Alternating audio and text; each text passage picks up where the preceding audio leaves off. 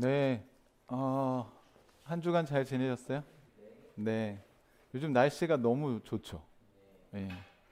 그래서 자꾸 저를 나가게 만드는 계절인 것 같습니다. 어, 오늘도 하나님께서 우리에게 주신 말씀을 같이 나누는 시간을 갖도록 하겠습니다. 저희가 하나님 나라의 어른이라는 주제로 4월 마지막 주부터 시작해서 또 갈렙, 아브람, 야곱 이렇게 왔는데 오늘은 성경에는 꼭 좋은 사례만 있는 건 아니잖아요. 오늘은 우리가 따르지 말아야 될 어른의 모습을 통해서 하나님의 말씀을 좀 듣는 시간을 가져보려고 합니다. 오늘은 사무엘상 3장 1절부터 18절까지 말씀을 같이 읽도록 하겠습니다. 구약성경 사무엘상 3장 1절부터 18절까지 말씀을 같이 보겠습니다.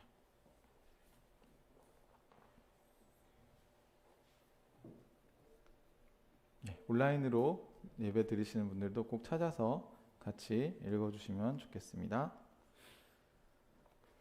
사무엘상 3장 1절부터 18절까지 제가 가진 성경엔 329쪽에 있습니다.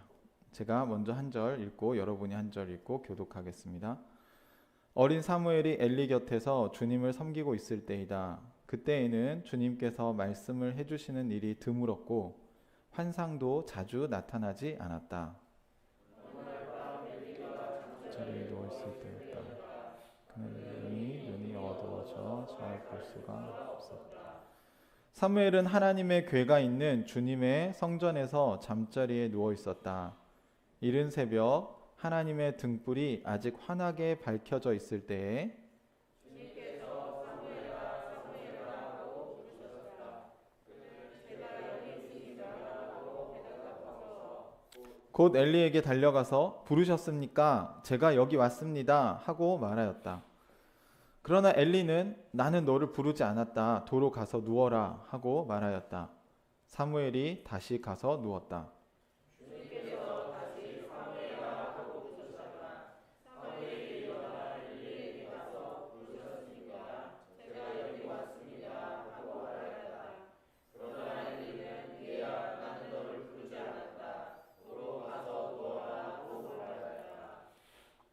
이때까지 사무엘은 주님을 알지 못하였고 주님의 말씀이 그에게 나타난 적도 없었다.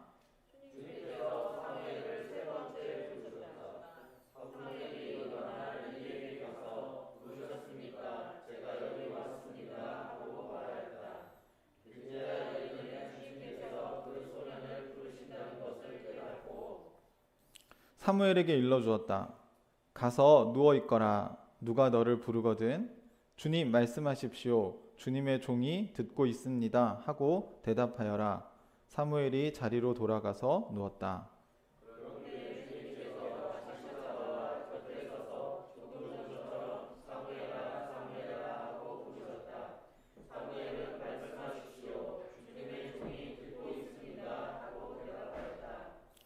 주님께서 사무엘에게 말씀하셨다. 내가 이제 이스라엘에서 어떤 일을 하려고 한다. 그것을 듣는 사람마다 무서워서 귀까지 멍멍해질 것이다.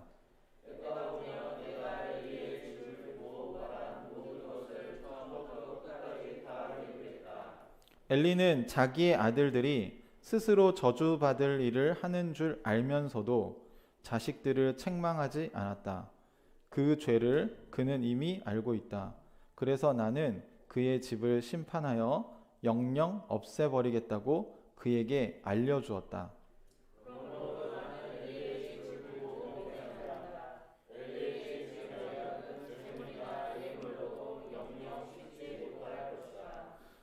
사무엘은 아침이 밝을 때까지 누워있다가 주님의 집 문들을 열었다.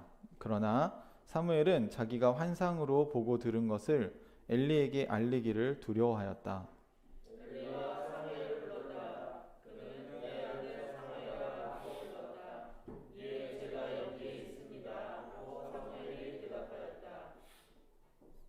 엘리가 물었다. 주님께서 너에게 무슨 말씀을 하시더냐? 나에게 아무것도 숨기지 말아라. 주님께서 너에게 하신 말씀 가운데서 한마디라도 나에게 숨기면 하나님이 너에게 심한 벌을 내리고 또 내리실 것이다. 하나도 숨기지 않고 모든 것을 말하였다. 엘리가 말하였다. 그분은 주님이시다. 그분께서는 뜻하신 대로 하실 것이다. 아멘. 반면교사라는 말이 있습니다. 반면교사는 우리에게 가르침을 주는 교사들 중에 그 사람이 가르친 것과 또는 그 사람의 행동을 따르지 않고 반대로 해야 되는 것을 이야기하는 것이죠. 또 마침 오늘이 스승의 날인데 좋은 스승을 우리가 두는 것은 저는 굉장히 큰 축복이라고 생각합니다. 요즘은 멘토라는 말을 쓰잖아요. 이 멘토라는 말이 훨씬 긍정적으로 요즘엔 들려오지 않을까라는 생각이 들어요. 이제 교사라고 하면 그냥 단순히 지식을 가르치는 사람이 된 것 같아요. 예전에는 그 교사라는 말을 옛날에는 스승이라고 높여 불러서 사실 삶의 모든 면에서 사실 선생님이라고 하면 뭔가 우리가 본받아야 될 어떤 대상이라고 생각을 했는데 시간이 지나면서 그렇지 못한 스승이나 교사들도 참 많구나 라는 생각이 들었고 지금은 뭔가 가르치는 사람보다는 멘토? 나의 어떤 정신 또는 마음 또는 내가 살아가는 인생에 있어서 뭔가 나에게 본이 되고 또 내가 도움을 받을 수 있는 사람을 멘토라고 얘기하는 것 같아요. 여러분에게는 좋은 멘토가 있으신가요? 좋은 스승 또는 교사가 있습니까? 물론 영역마다 다를 수 있습니다. 어떤 것은 그 자기보다 잘하는 사람에게 배워야 될 어떤 기술의 스승이 있을 수도 있죠. 하지만 이제 제가 인생에서 좋은 멘토가 있다는 건 굉장히 큰 축복이구나라는 거를 이제 신학교에 공부하러 가면서 느꼈던 것 같아요.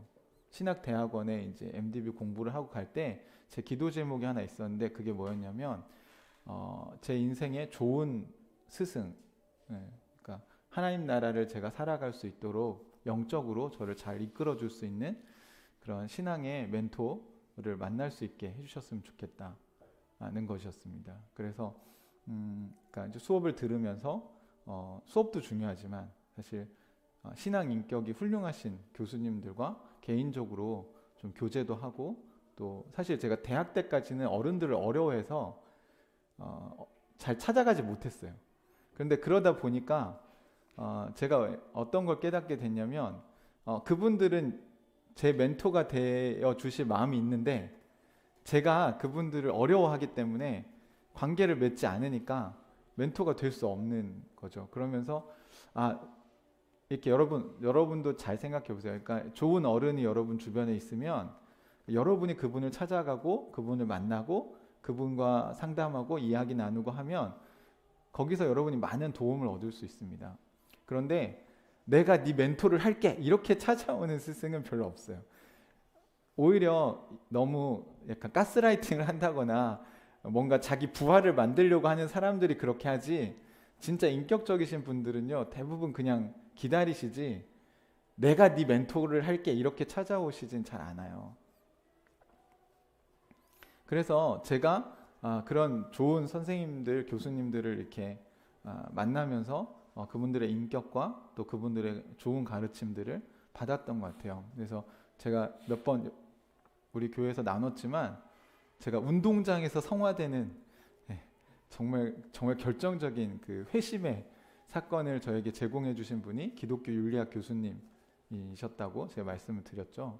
그래서 운동을 잘한다는 개념을 저에게서 완전히 바꿔놓으셨다. 그래서 같이 하는 사람들이 얼마나 즐겁게 할 수 있는가? 그러려면 내가 실력이 있어야죠. 잘하는 사람과도 즐겁게 하고 못하는 사람과도 즐겁게 하려면 제가 잘해야 돼요. 그렇죠? 내가 못하는데 잘하는 사람에게 맞춰줄 수 없고 못하는 사람에게도 맞춰줄 수가 없어요. 그런 목적에서 우리가 운동을 열심히 한다면 하나님이 얼마나 기뻐하시겠는가? 그리고 하나님 나라에서는 1등 하는 게 중요한 게 아니라 얼마나 즐겁게 그 시간을 보낼 수 있는가가 더 중요한 문제라고 생각을 합니다. 여러분의 인생을 한번 돌아보시면 여러분에게도 그런 어떤 가치관의 변화 또는 생각의 전환, 내가 그동안 기준으로 믿고 살아왔던 것이 이렇게 살면 안 되는 거구나 라는 거를 깨닫게 해주는 그런 좋은 멘토, 스승들이 있는지 한번 돌아보시고, 스승의 날이니까 혹시 그런 분들을 한번 여러분 연락도 하시고 또 잘 지내시는지 한번 여러분이 안부를 묻는 것이 좋지 않을까 이런 생각을 해봅니다. 근데 오늘은 어른답지 못한 행동을 하는 한 이제 제사장 엘리를 우리가 만나야 될 것 같아요. 근데 이 사람은 하나님의 뜻을 따라서 살려고 그동안 애를 쓰면서 잘 살아왔던 것 같습니다. 그런데 안타깝게도 오히려 인생의 말년에 나이가 들어서 그가 보여주는 이 행동들은 좀 안타깝다는 생각이 듭니다. 오늘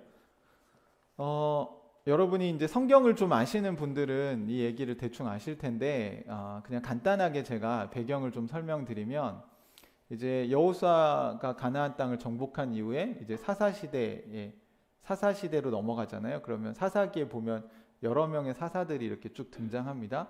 아마 여러분이 잘 아는 사사 중에 한 명이 삼손일 텐데, 마지막 사사고 사실 삼손의 모습은 참 사사라고 하기에 어려운 모습을 많이 보여주기도 해요. 마지막에 한 게 뭐예요? 그냥 기둥 무너뜨려서 블레셋 사람들을 많이 죽였다. 꼭 그렇게 인생을 마감해야 했을까? 안타깝긴 하죠. 그런데 그 뒤에 이제 사무엘이 이제 이 이스라엘의 역사에선 진짜 마지막 사사라고 할 수 있는데요. 이제 사무엘이 탄생할 즈음에 이스라엘은 실로라는 지역의 성전을 언약궤를 놓고 거기에 엘리라는 제사장이 이걸 섬기고 있었습니다. 만약에 전체의 대제사장이라면 이 사람이 사사와 같은 역할을 해야 되는 중요한 인물이죠. 근데 어쨌든 그 언약궤를 가지고 있고 거기서 제사를 드리는 일을 하고 있었던 것 같아요. 근데 이 엘리에겐 두 아들이 있었습니다. 홈니와 비느하스라는 두 아들이 있었는데, 이 당시에는 혈통을 따라서 아론의 계열이 제사장이 되는 거니까 두 아들도 제사장을 당연히 하고 있었어요. 근데 문제는 뭐냐면 이 두 아들이 악행을 일삼는 제사장이었어요. 그래서 이렇게 제사를 드리려고 고기를 삶을 때 제사장들에게는 제사를 드리고 나서 하나님이 막 이렇게 뭐 제사 그 몫으로 주시는 게 정해져 있었습니다. 그러니까 널쩍다리살 뭐 이런 거를 제사장들에게 줘요. 그러니까 전체는 아니지만 그래도 상당히 좋은 고기의 좋은 부위를 특수 부위 같은 데를 이렇게 주는 몫이 있었단 말이죠. 그러니까 제사가 다 끝나면 그 몫을 받으면 돼요. 왜냐하면 제사장은 농사를 짓지 않았기 때문에 이렇게 먹고 사는 게 불가능했죠. 근데 제사 드리는 과정을 통해서 그들은 자신들이 먹을 거를 하나님이 이렇게 얻을 수 있게 했습니다. 그런데 이제 이 홈리와 비느하스는 이제 성경에 보면 어떻게 했냐면 갈고리 있잖아요. 쇠 갈고리를 큰 걸 이제 3개짜리를 만들어요. 그래서 하나는 놓칠 수 있으니까 그러니까 낚싯바늘 3개를 이렇게 걸어 놓은 거를 고기를 삶을 때 고기가 익을 때쯤에 이게 잘 들어갈 타이밍에 아직 제사가 안 끝났는데 탁 던져요. 그래서 거기에 이제 갈고리에 고기가 걸리면 끌어올려요. 그래서 끌어올린 건 다 하나님 우리에게 주신 거다. 라고 하면서 이제 백성들에게 이렇게 속인 거죠. 사실 모세의 율법에 다 제사의 의식이 순서가 있고 이미 그 다음에 제사장의 몫이 정해져 있는데, 그러니까 욕심을 부리는 거죠. 뿐만 아니라 고기를 또 다 이렇게 번제로 드리면 다 익혀서 고기가 되면 그걸 여러분 고기가 이제 다 익으면 이제 그걸 나눠서 이렇게 이제 먹어야 되는데, 그러기 전에 이제 생살을 좀 가져오라고 해서 이제 그건 따로 구워 먹어야 맛있긴 했나 봐요. 그래서 그때도 그러니까 제사 중간에 자꾸 그런 고기들을 자기들 마음대로 필요하면 가져와서 그게 자신들의 몫이라고 얘기를 하는 것이죠. 심지어는 성전에서 일하는 여인들과 이제 동침하는 일까지 그들은 서슴지 않고 했습니다. 이 얘기를 듣고 엘리가 이제 나이가 매우 이제 늙었다라고 표현을 하거든요. 근데 지난주에 야곱은 늙어서 오히려 하나님의 뜻에 더 집중하는 모습을 보였잖아요. 그런데 오늘은 엘리는 오히려 좀 반대의 행동을 하는 것 같아요. 하지만 엘리가 이 두 아들을 혼내지 않은 건 아닙니다. 2장 22절에 보시면 엘리는 매우 늙었다. 그는 자기 아들들이 모든 이스라엘 사람에게 저지른 온갖 잘못을 상세하게 들었고 회막 어귀에서 일하는 여인들과 동침까지 한다는 소문을 들었다. 그래서 그는 그들을 타일렀다 하면서 이렇게 얘기합니다. 같이 한번 읽어볼까요? 23절부터 23절, 25절까지 같이 한번 읽어보겠습니다. 시작. 그래서 그는 너희가 어쩌자고 이런 짓을 하느냐? 너희가 저지른 악행을 내가 이 백성 모두에게서 듣고 있다. 이놈들아, 당장 그쳐라. 주님의 백성이 이런 추문을 옮기는 것을 내가 듣게 되다니 두려운 일이다. 사람끼리 죄를 지으면 하나님이 중재하여 주시겠지만 사람이 주님께 죄를 지으면 누가 변호하여 주겠느냐? 아버지가 이렇게 꾸짖어도 그들은 아버지의 말을 듣지 않았다. 주님께서 이미 그들을 죽이려고 하셨기 때문이다. 여기 마지막 문장은 여러분이 잘 해석을 하셔야 되는데 주님이 이미 죽이려고 했기 때문에 걔네들의 그 사람들에게 회개할 아예 여지를 주지 않았다가 아니라 여러분 하나님은 우리에게 언제든지 회개할 자유의지를 주셨죠. 그런데 본인들의 마음이 강팍해져서 결국은 하나님이 주신 기회를 그들이 쓰지 않았다는 거예요. 아버지의 입을 통해서 두 아들에게 하나님의 메시지가 전달이 됐음에도 불구하고 그리고 성경에는 한 번만 기록했지만 한 번만 얘기했겠어요? 여러분 애들한테 한 번만 얘기하세요? 그러지 않잖아요. 그죠? 악행을 저지르면 안 되니까 그러면 안 돼 라고 아마 여러 번 얘기를 하실 거예요. 근데 이게 잘 안 고쳐지잖아요. 그럼 어린아이들은 그럴 수 있다고 치는데 이 사람들은 지금 제사장의 일을 하고 있고 아버지가 늙은 거 볼 때 상당히 나이가 있는 사람들이고요. 나중에 보면 전쟁에도 이 사람들이 나가거든요. 언약궤를 가지고 나갑니다. 근데 이들이 갖고 있는 이제 잘못된 믿음은 뭐냐면 언약궤가 있으면 무조건 이긴다 라는 약간 하나님에 대한 오해를 하고 있습니다. 실제로는 그러지 않고 전쟁이 졌죠. 왜냐하면 하나님의 뜻이 그게 아니라는 걸 얘기해 줬잖아요. 그러니까 여러분, 기독교 신앙은요 주술이 아니에요. 살아계신 하나님과 소통하는 겁니다. 하나님이 이렇게 대놓고 얘기를 하셨는데도 그 얘기를 듣지 않고 야 언약궤가 있으면 무조건 이겨 이렇게 생각하면 안 된다는 거예요. 이게 오늘 성경이 보여주는 이 오늘 이야기의 배경입니다. 반면에 사무엘은 이제 여러분 아시겠지만 한나라는 엄마가 이제 아이가 없어서 기도하던 중에 하나님이 선물로 주셨고 또 그 아이를 하나님께 바치겠다고 해서 이제 사무엘이 어느 정도 컸을 때 이 아이를 성전에서 일하도록 이렇게 보냅니다. 그리고 이제 결국 사무엘이 이제 엘리와 엘리 아들들이 죽고 사무엘이 이제 마지막 제사장과 사사의 역할을 감당을 하게 되는 것이죠. 오늘 우리가 읽은 성경의 13절을 같이 한번 보시겠습니다. 3장 13절. 이거는 이제 사무엘에게 하나님이 얘기하신 건데요. 13절 같이 한번 읽어볼까요? 시작. 엘리는 자기의 아들들이 스스로 저주받을 일을 하는 줄 알면서도 자식들을 책망하지 않았다. 그 죄를 그는 이미 알고 있다. 그래서 나는 그의 집을 심판하여 영영 없애버리겠다고 그에게 알려주었다. 저는 이번에 성경을 연구하다가 이 13절에 굉장히 중요한 단어가 3번이나 반복되고 있다는 걸 보게 됐어요. 무슨 단어인 것 같으세요, 여러분? 예, 알려줬다는 거예요. 알려줬다.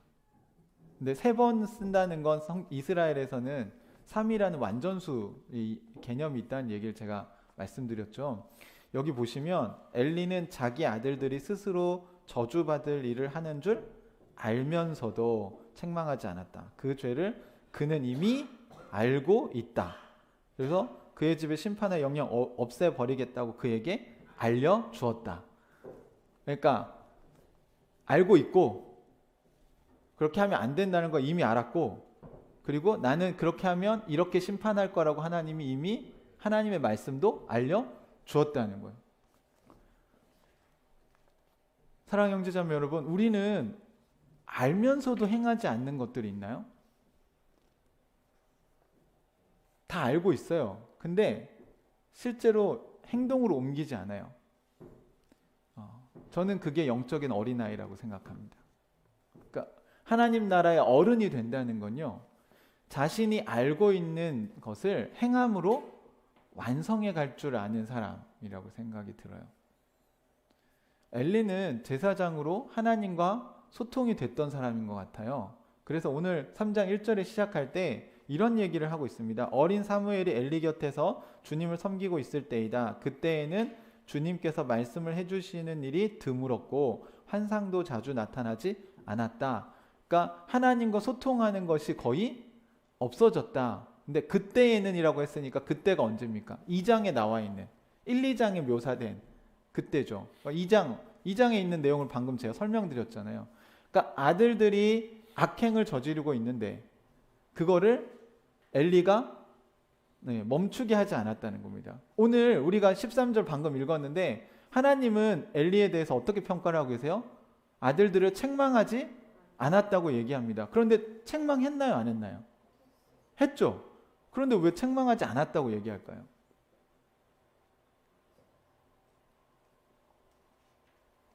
우리는 책망을 말로만 하면 된다고 생각하는 거예요, 여러분. 우리 개념에는 말로 했으면 책망을 다 했다고 생각을 하는 겁니다.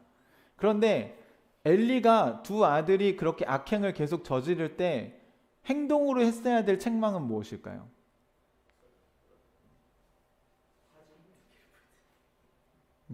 하지 못하게 했어야죠. 하지 못하게 하는 방법이 하나 있어요. 뭘까요? 제사장직을 그만두게 했어야죠. 왜냐하면 자기가 더 아빠 제사장이잖아요. 근데 왜 자식들이 제사장 일을 하는 걸 못 그만두게 했을까요? 네, 먹고 사는 문제가 달려있다고 생각한 거예요.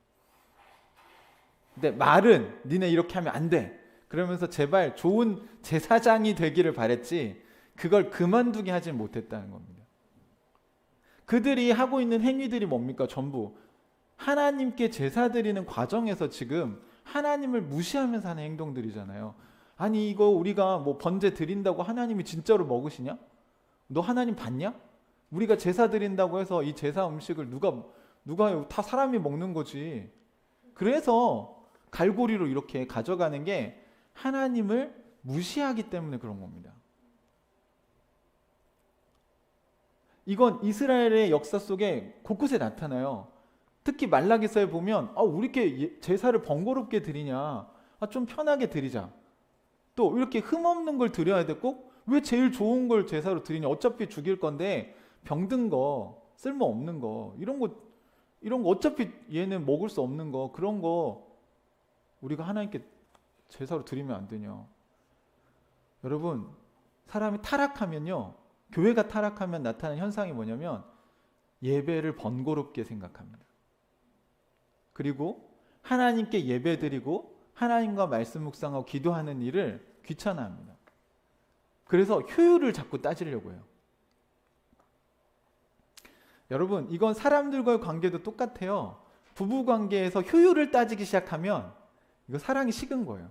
그죠? 연애할 때는 효율을 따지나요? 안 따지잖아요. 저 끝에까지도 데려다 줬다가 또 오고, 아무리 피곤해도 그럼에도 불구하고 사랑을 하잖아요. 다 그럼에도 불구하고 만나려고 하고 자기 용돈의 11조만 선물해 씁니까? 네, 12오주도 막 선물에 쏟아붓고 그러잖아요. 그게 근데 아깝다고 생각하지 않죠. 막 좋은 레스토랑 가서 밥도 먹고 좋은 데 구경도 가고 주말에 오직 그 사람을 만나는 일에 시간을 다 쏟아도 결코 아깝다는 생각을 하지 않습니다. 근데 안 믿는 사람 입장에서 보면, 연애를 안 하는 사람 입장에서 보면 되게 비효율적인 거죠. 여러분, 신앙의 본질은요, 하나님을 사랑하는 거예요. 그리고 오늘 굉장히 엘리에게 하나님이 중요한 이야기를 이미 하셨어요. 아까 이미 하셨다고 얘기했잖아요.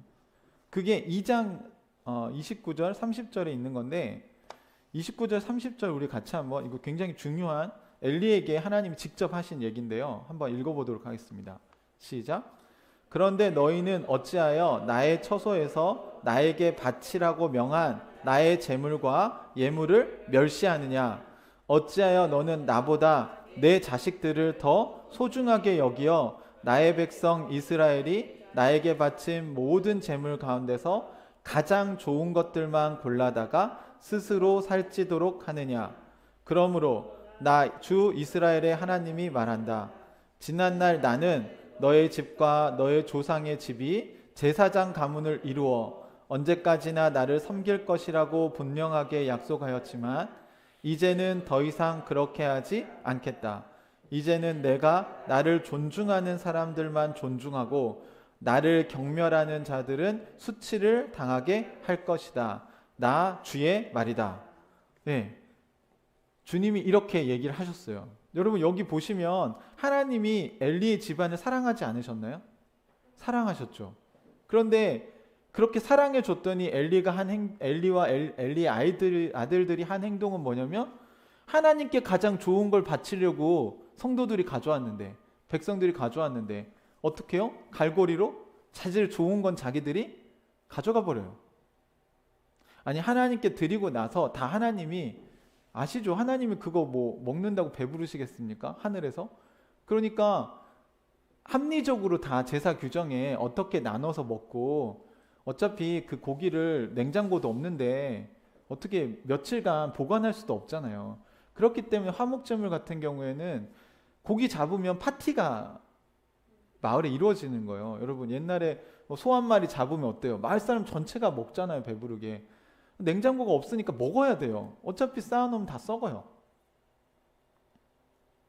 그러니까 하나님은 이미 함께 즐겁게 제사 이후에도 막 같이 나눌 수 있게, 그리고 제사장들의 몫이 먹고 살기 충분하게 이미 되어 있음에도 불구하고 이들이 하는 행위는 뭐냐면 욕심을 부리기 시작을 한 겁니다. 그럼 그게 어떤 행위예요? 하나님을 멸시하는 행위였다는 거예요. 여러분, 이 예배를 하나님이 받으신다는 거 믿으세요? 네, 찬양하는 동안 저는 하나님의 임재가 우리 가운데 있기를 기도하고 또 그 임재를 경험하는 시간이었습니다. 하나님 여기 계십니다. 저는 말씀을 전하는 게 굉장히 그런 면에서 두려워요. 왜냐하면 하나님 보고 계시는데 제가 하고 싶은 얘기를 하면 안 되잖아요. 또 반대로도 있어요. 제가 하기 싫어도 하나님이 해야 된다고 얘기할 수도 있어요. 오늘 사무엘처럼 하나님께 들은 얘기가 뭡니까? 엘리 집안에 대한 회개와 저주잖아요. 그래서 두려워서 일어날 때까지 얘기를 못 하다가 이제 엘리가 와서 불러다가, 하나님 분명히 너한테 얘기하신 것 같은데 어젯밤에 너 하나도 빠짐없이 나한테 얘기해라. 안 그러면 하나님 너한테 벌 주실 거야. 라고 하니까 어린 사무엘이 얘기를 합니다. 근데 이것도 되게 어른답지 못한 행동이에요. 제가 보기에. 애를 협박해가지고 예언을 듣겠다는 게.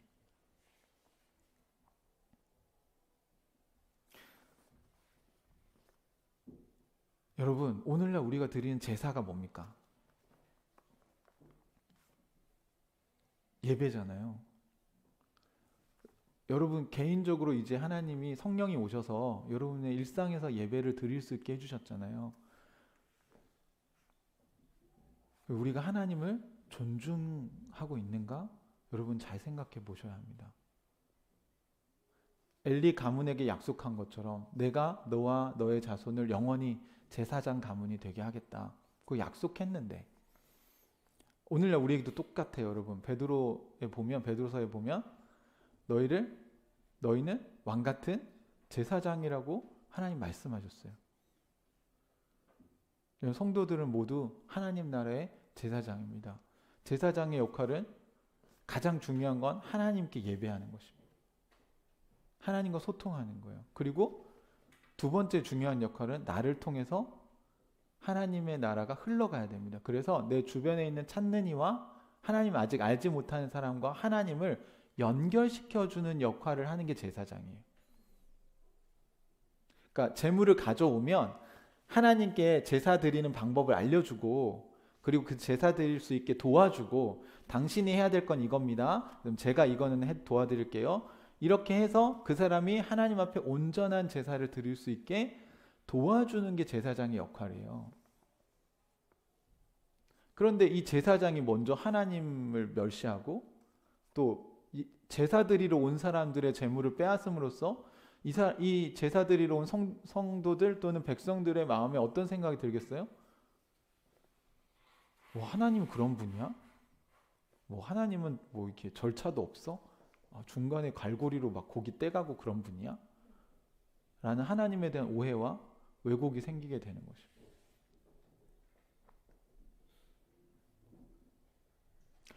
여러분이 기존의 신앙생활 하시면서 좋은 것도 신앙의 유산을 배우셨겠지만 안 좋은 신앙의 유산을 배운 왜곡된 시각이나 그런 것들이 있다면 빨리 깨달으셔야 돼요, 여러분. 그리고 여러분이 알고 있는 성경의 말씀에 비추어서 한번 생각해 보십시오. 여러분도 제사장이라니까요. 그러니까 제사장이라고 하니까 막 저를 무시해라 이런 게 아니에요. 상호 존중하지 않는 것은 하나님 나라에 합당하지 않는 것입니다. 저도 여러분을 존중해요. 여러분도 당연히 저를 존중해 주셔야겠죠. 우리가 하나님을 존중히 여기는 사람은 이웃을 존중히 여길 줄 압니다. 또 여기서 여러분이 오해하시면 안 되는 게 존중한다는 게요. 그 사람이 원하는 대로 다 해주는 게 존중이 아니에요. 여러분이 아이들을 존중하셔야죠. 인격적으로. 그죠? 하지만 그 아이들이 원하는 대로 다 해주는 게 아이들을 존중하는 게 아니라는 겁니다. 이 엘리는 두 아들에 대해서 어떻게 했어야 됩니까? 처음에 경고를 하고 또 얘기하고 그래도 계속 회개하지 않으면 제사장의 직을 그만두게 했어야죠. 어른답지 못한 행동을 하게 되면 그 집안에 큰 어려움이 닥쳐올 수밖에 없습니다.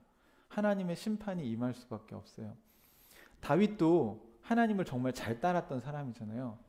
그런데 이런 엘리와 같은 실수를 한 부분이 있어요. 그게 뭐냐면 자기 아들 암논이 이복누이 다말 공주를 범했을 때 다윗이 이 암논을 데려다가 혼을 냈어야 돼요.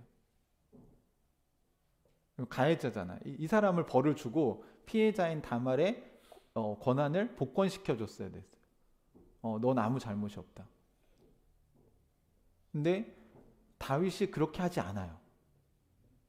잘못은 알지만 거기서 왜 그랬을까 제가 생각해 보니까 본인이 과거에 우리아의 아내를 강제로 범한 일이 있잖아요. 자식들이 다 알 거 아니에요. 그러면 너나 똑바로 하시지, 아버지나 똑바로 하시지, 이런 얘기를 자기 스스로 들은 것 같아요. 그냥 내면에서. 근데 여러분, 제가 거기서 깨달은 교훈이 있는데요. 우리는 완벽한 부모가 아닙니다. 만약에 우리가 완벽하지 않아서 아이들의 죄를 지적하지 않는다면 같이 망하는 거예요. 그래서 그 결과 어떻게 됐습니까? 압살롬이 암논을 죽이고 형제들끼리 칼부림이 나고 결국 아버지와 아들이 싸움을 하게 되고 신하들이 둘로 갈리는 그런 일이 벌어지게 된 거예요. 그거는 저는 전적으로 가장인 다윗의 책임이라고 생각이 돼요. 어른이 이 부분에 대해서 분별하고 책임을 묻고 거기에 대한 책망을 정확하게 했어야죠. 오늘도 마찬가지. 하나님의 음성을 들었으면 하나님의 뜻대로 행했어야 되는 거죠. 여러분, 하나님의 뜻이 여러분에게 전달되는 오늘 성경에 보면 세 가지 단계가 있다라는 걸 보여줍니다. 첫 번째는 엘리는 그리스도인이라는 전제가 있죠. 상황이 안 믿는 사람이 아니에요. 제사장이고 하나님과 소통이 잘 됐고 그리고 신앙생활을 꽤 잘한 사람이에요. 성경도 많이 알고. 그럴 때 첫 번째 두 아들의 죄를 인식하는 게 어렵지 않았어요. 이거 잘못된 거구나. 그래서 어떻게 하면 본인이 두 아들이 잘못한 걸 이미 알고 있어요. 그러니까 하나님의 뜻이 뭔지 본인이 이미 알고 있어요. 여러분이 알고 있는 성경 지식으로도 이게 옳은 일인지 그런 일인지 이미 다 알고 있는 일들이 있다고요. 근데 말로만 얘기하고 실제로는 그걸 행동으로 옮기지 않았어요. 진짜 두 아들을 사랑했다면 제사장직을 그만두겠어야죠. 아버지로서 그 집안을 책임질 마음이 있었다면 멈추게 했어야죠. 제사장에서 잘리면 그 일을 더 이상 할 수가 없잖아요. 두 번째 단계는 하나님이 엘리에게 직접 나타나셔서 하나님께서 말씀하신 겁니다. 그게 아까 우리 방금 읽은 2장 29절 30절에 나와 있는 내용이에요. 거기는 이제 처음엔 엘리가 두 아들을 뭐라고 합니다. 왜? 알고 있으니까. 근데 두 번째는요. 그래도 행동으로 옮기지 않으니까 하나님이 이제 나타나셔서 직접 얘기하십니다. 그렇게 하면 안 돼. 너 이렇게 하면 나 심판할 거야. 원래 내가 너희 집안의 제사장 가문이 되겠다고 약속을 했었잖아. 근데 너 계속 이런 식으로 하면 제사장을 할 수가 없지 당연히. 그러면서 나를 존중히 여기는 자를 나도 존중하고 나를 멸시하는 자를 나도 부끄러움을 당하게 하겠다. 이건 당연한 겁니다, 여러분. 하나님이 사랑이시기 때문에 사람들은 다 천국에 갈 수 있게 해주시면 안 되냐고 얘기할 수 있어요. 그런데 여러분 생각해 보세요. 하나님을 존중히 여기는 자는 당연히 하나님 나라에 들어가고 하나님은 모든 사람이 천국에 하나님 나라에 들어오기를 원하세요. 맞죠? 그런데 여러분이 친구들에게 파티를 만들고 초대장을 보냈어요. 사실 여러분은 모든 친한 친구들이 다 오길 바래요. 근데 어떤 한 친구가 여러분에게 이렇게 얘기합니다. 초대장을 바닥에 버리면서 야 이게 무슨 소용이 있냐? 네가 초대한다고 내가 갈 것 같니? 나 안 갈 건데? 그럼 그 사람은 우리가 모셔다가 어떻게 파티에 들여 보낼 수 있나요? 여러분을 무시하는 사람을 여러분 초대할 수 있습니까? 여러분의 집에?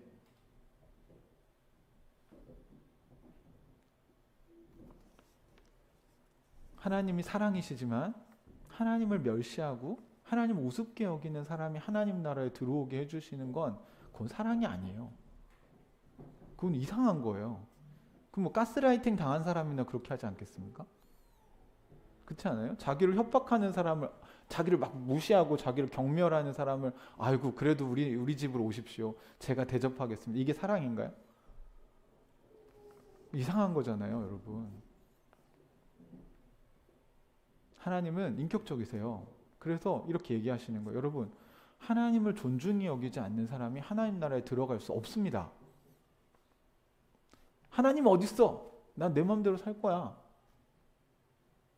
하나님 믿으면 떡이 나오냐 밥이 나오냐. 이렇게 얘기하시는 분들을 어떻게 하나님 나라로 인도합니까?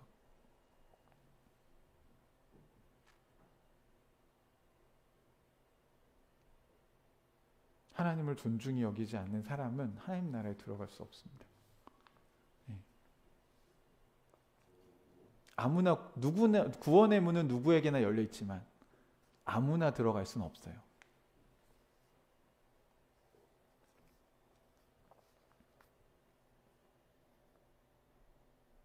엘리가 결국 하나님의 뜻이 무엇인지 알면서도 행동으로 옮기지 않은 이유는 29절에 나왔잖아요. 어찌하여 너는 나보다 내 자식들을 더 소중하게 여기느냐. 자식들 먹고 살 길이 더 걱정이 됐나 보죠. 자식들이 백수가 되면 안 된다고 생각한 거겠죠.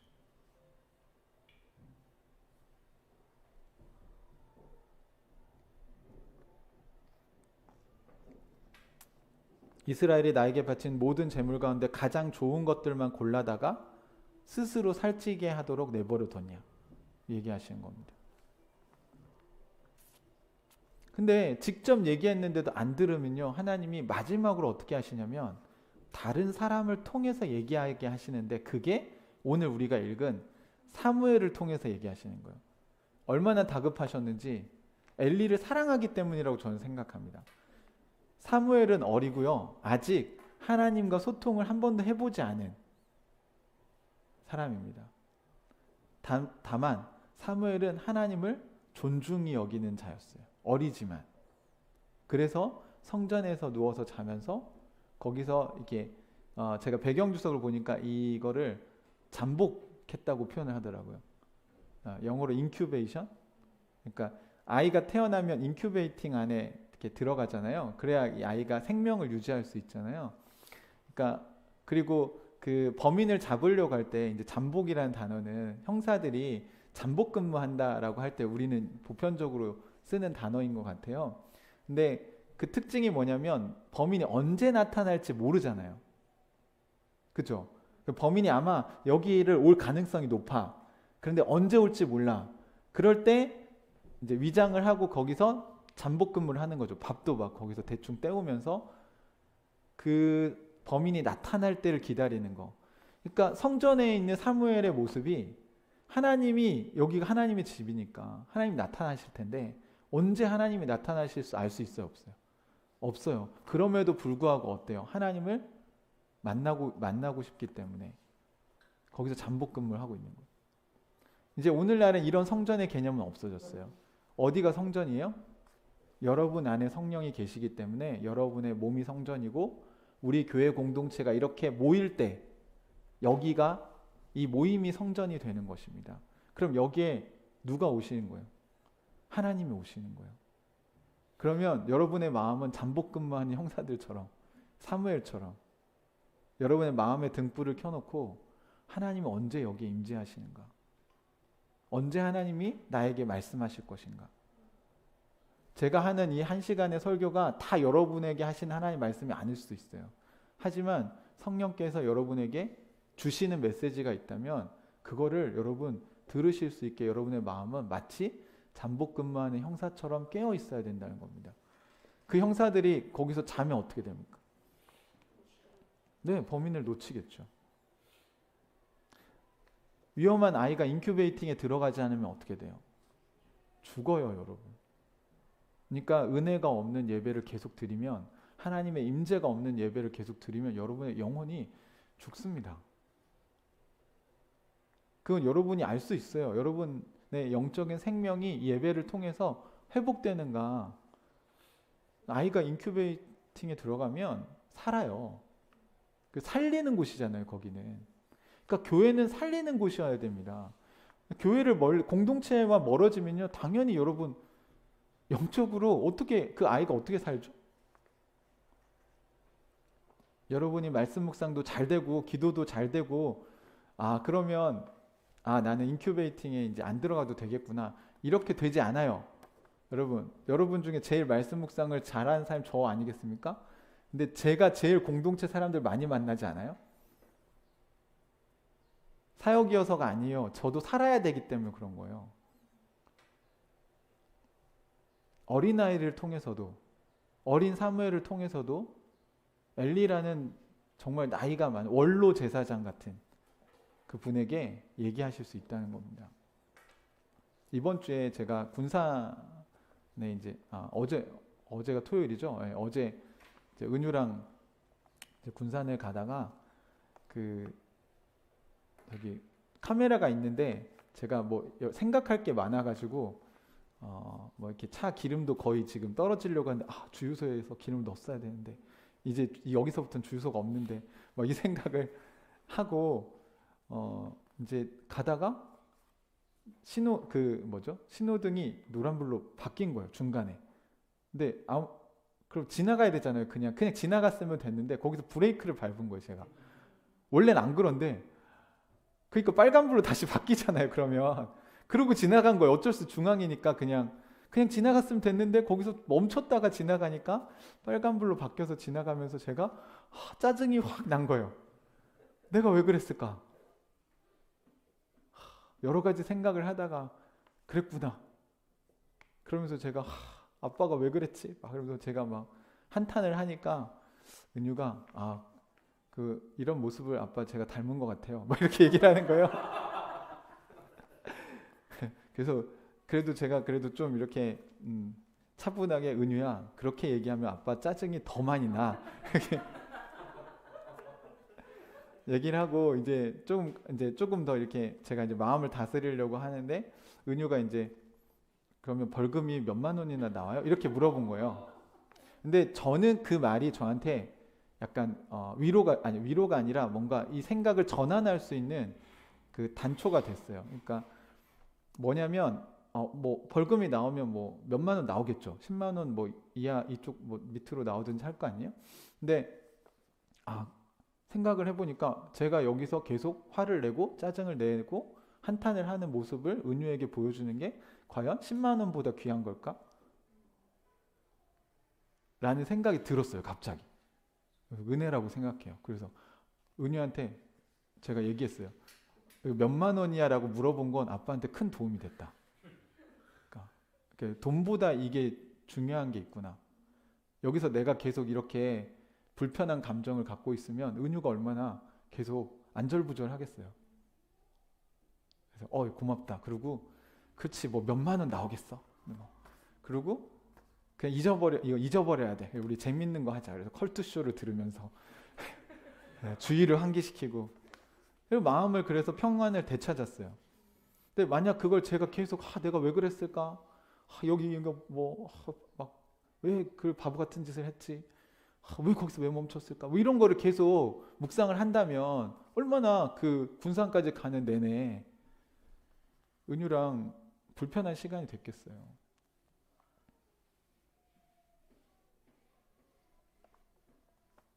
이건 좋은 사례니까 제가 나눈 겁니다. 우리가 늘 그럴 수 없잖아요. 그죠? 여러분이 이미 알고 있어요. 여러분도 이성적으로 생각하면 그 벌금 몇만 원 내는 게 낫지. 몇만 원 내는 거지. 그거를 또 뭐 생돈이 나간다. 아깝다. 그다음에 내가 왜 그랬을까? 뭐 이런 얘기들을 계속 애 앞에서 내가 하고 있으면 어른답지 않은 거잖아요. 그 어린아이들이 하는 행동 아닙니까? 애들은 계속 자기 뜻대로 안 되면 짜증내고 왜 안 해줬어? 내가 이렇게 했는데 엄마 때문이야 아빠 때문이야 자꾸 남 탓을 막 하고 원인을 자꾸 외부에서 찾죠. 아이들은. 근데 어른은요 자기 성찰을 할 수 있는 게 어른이에요. 그리고 때로는 어른이니까 그죠? 아이들에게 그게 피해가 가지 않도록 차단할 줄 아는 것도 그 어른의 몫입니다. 부모가 화난다고 그걸 아이에게 다 쏟아내면 안 되잖아요.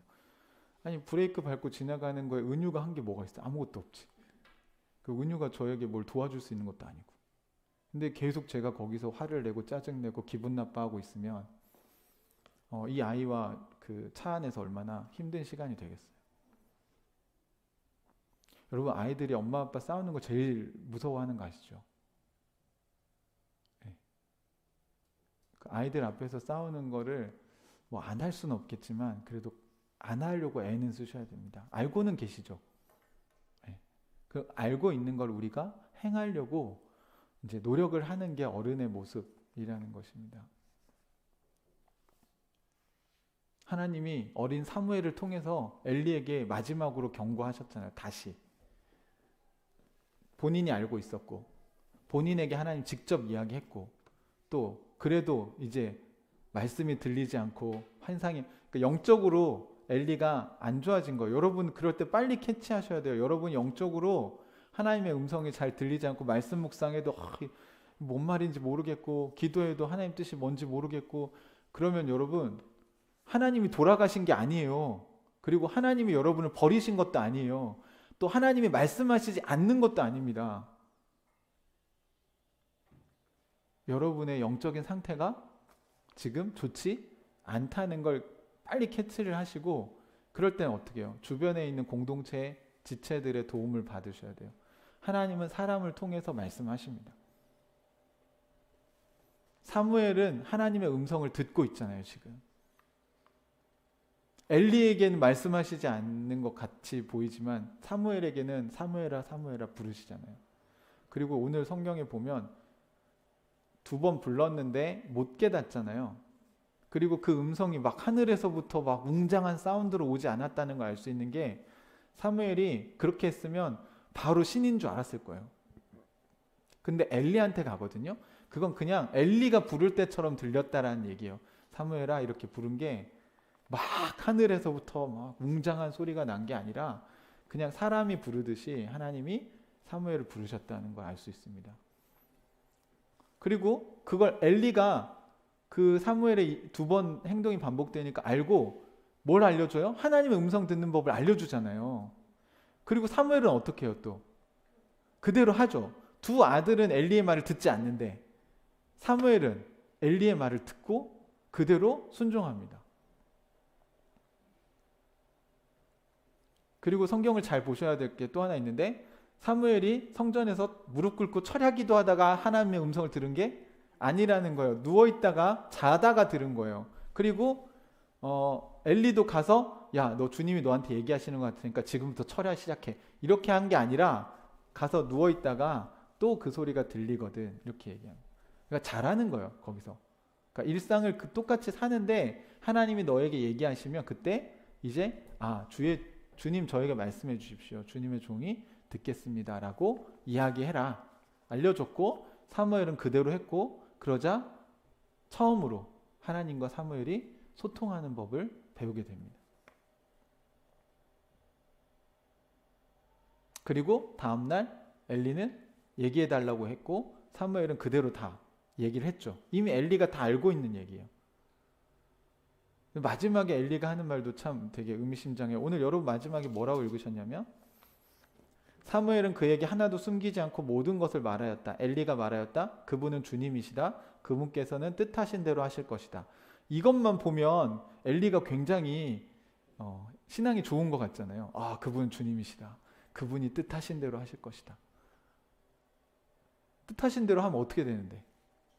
자기 집안이 다 망하는 건데. 아니, 회개를 해야죠. 그래, 망하게 해라. 주님이 알아서 하시겠지. 이게 어른의 태도입니까? 지금 이 메시지가 좋은 메시지가 아니잖아요. 너희 가정을 부흥하게 해주실 거다. 그러면 맞아요. 이렇게 얘기하면 되죠. 근데 지금 그게 아니잖아. 아들들이 지금 악행을 저지르고 있으니까 아버지로서 또는 제사장으로서 그 일을 그만두게 하고 악행을 그치게 하고 자기 가정을 보호해야죠. 아버지 역할을 해야지. 어른이니까. 리더면 리더 역할을 해야지. 이게 쉽지 않은 거예요. 우리가 싫은 소리 하는 게 되게 쉽지 않은 거잖아요. 그런 게 목회자로서, 우리 교회 공동체 리더로서 저에게 제일 힘들 때가 그런 것 같아요. 그걸 이야기해야 될 때. 그걸 잘 받아들여서 회개하면 좋지만 상대방이 항상 그렇진 않거든요.